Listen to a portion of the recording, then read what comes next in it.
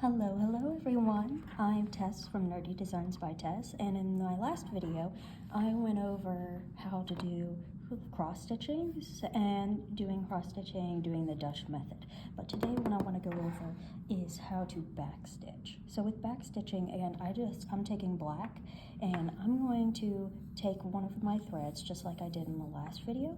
So there's multiple. I'm going to take just one. And what I'm going to do is I'm going to start pulling. So you see how like in my hand it's starting to bundle up on me. But I like to hook my pinky around here. That way the tail end of my string doesn't get bundled up, because one of the biggest things you can have is this stuff knotting. And if it knots on you, it's kind of a pain. And I'm going to take this one thread and I'm going to put it through the eye of my needle. Kind of like that. So you can see I have two ends, one's longer than the other, and I did that on purpose. Now, what I'm going to do is I'm going to take my longer end and I'm going to make a knot. I'm just going to loop it around in a regular old, I believe this is called a square knot. If I'm wrong, please let me know in the comments and we can try to fix that. But something I like to do is I like to take my needle before I actually like pull on that knot and make it taut, is maybe the right word. But I try to get it as close to the end of my thread as I could get, because I'm a big lover of saving money.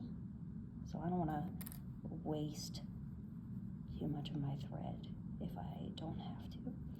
And I'm going to do this a couple times, because what this knot should do is it should kind of hook in the back of our Aida fabric. So that way it doesn't go through. I'm gonna be honest, I probably have about 7-8 knots in this now. There we go. So now what I have is I have that knot in the back. So if I look at it this way, I have my dolphin swimming up out of the water, and now I need to go back down into the water.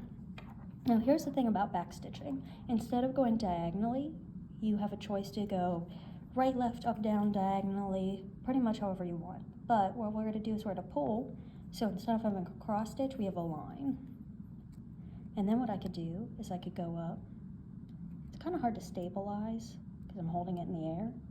But as you can see, I have my line there, and then where this part of the string ended, one dot to the right, I am going up, so the dolphin's jumping up out of the water, and I'm actually going to go back towards the left and go down right next to where I originally had my needle going up through. So you see how it makes a line? And then I could actually keep going and doing that. I could just move one to the right, pull, go down through, go over one to the right, dolphin's jumping up out of the water, and then I go back down into the water. And you see how this makes a line? Now this is very nice for things like, let's say we make a ladybug. So you have the ladybug outlined like you did all your stitching, and then you could do back stitch and go around just to really make that ladybug pop. But again, you could do this in so many different directions. So let's say I need to go up now, so I could just do one up and then I go back down. And something I want you to notice with this is these ones I did side by side. So this is 1 square, 2 square, 3 square, 4 square. What I did here is I actually skipped a square in between. So let me try to move this out of the way.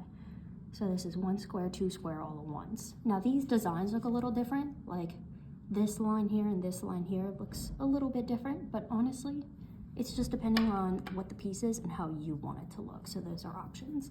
And the nice thing about backstitching is, just like before, I can run my thread under these stitches. It's harder to do. That's the only thing I caution about doing this with multiple squares at once, because now I don't have anything really tight to run my needle under.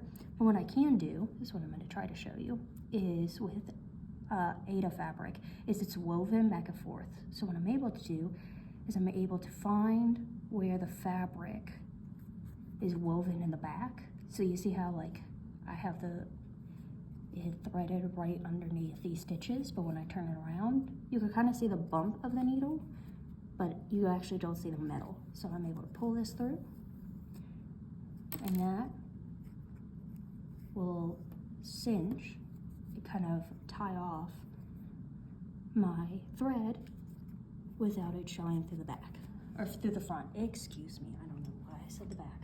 So, and then all you have to do is cut off that string, and there you have back stitching.